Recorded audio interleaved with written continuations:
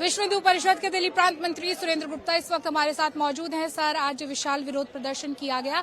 विरोध प्रदर्शन ठीक है, लेकिन कब तक लोगों की जानें ऐसी जाती रहेंगी? जनता यही सवाल जो है वो जानना चाहती है। देखिए, ऐसा है, हमारा काम है समाज को जगाने का। जैसे भगवान कृष्ण चाहते तो महाभारत में सारा महाभारत स्वयं ही लड़ सकते थे, लेकिन उन्होंने कहा लड़ाई पांडवों की है, पांडवों को ही लड़नी पड़ेगी। मैं मार्गदर्शन करूंगा, मैं साथ में रहूंगा, मैं सहयोग करूंगा।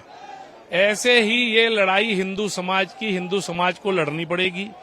विश्व हिंदू परिषद और बाकी सब संगठन सबसे आगे खड़े होंगे, लेकिन समाज यदि ये सोचेगा कि लड़ाई इनके जिम्मे है और हम तो अपने घर में मस्त हैं, तो ये लड़ाई कभी नहीं जीती जा सकती। ये हर घर में ये लड़ाई लड़ी जाएगी, हर मोहल्ले में ये लड़ाई लड़ी जाएगी, हर दुकान पर, हर मार्केट में, हर बाजार में ये लड़ाई लड़ी जाएगी। समाज को सजग होकर के, सक्षम होकर के और जिसको कहते हैं कि तज्ञ होकर के ये लड़ाई लड़नी पड़ेगी, और उसी के लिए हम समाज का बार बार प्रबोधन कर रहे हैं।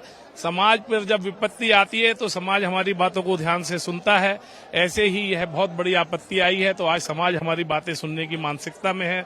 भारत का हिंदू समाज, हम भी हिंदू हैं, बहुत उदार है, इसलिए उस उदारता का कुछ विधर्मी लोग लाभ उठा करके और वो इस देश पर और इस देश की भूमि पर कब्जा करने चाहते हैं।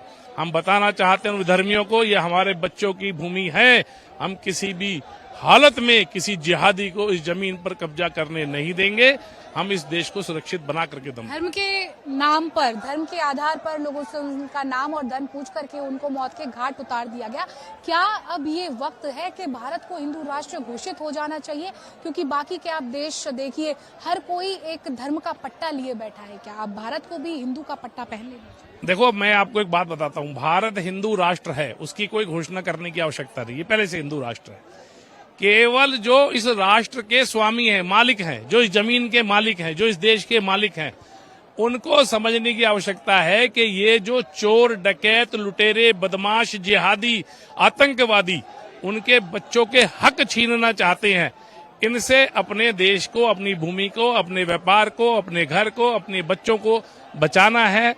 ये जिस दिन हिंदू समाज समझ जाएगा और सीख जाएगा, उस दिन के बाद यहाँ कोई विधर्मी आपको रोड पर दिखाई नहीं देगा। कल सर्वदलीय बैठक हुई, तमाम अन्य पार्टियों का भी सहयोग प्राप्त हुआ कि आतंकवाद को जड़ से उखाड़ फेंकना है। विश्व हिंदू परिषद को क्या लगता है कि इस आतंकवाद का खात्मा कैसे किया जा सकता है? देखो, ये कितनी मर्जी हम सर्वदलीय बैठक करते रहे, जो विपक्ष के ऐसे राजनीतिक चेहरे हैं जो हिंदू विरोधी मुहिमों को पीछे से हवा देते हैं, उनके चेहरे एक्सपोज्ड हैं।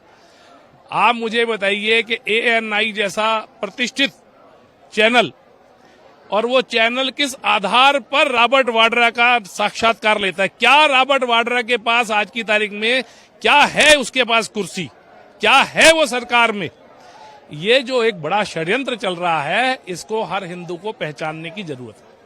बातचीत करने के लिए बहुत शुक्रिया। कैमरामैन दीपक रामपाल के साथ समीक्षा चौधरी, हिंदी खबर, दिल्ली।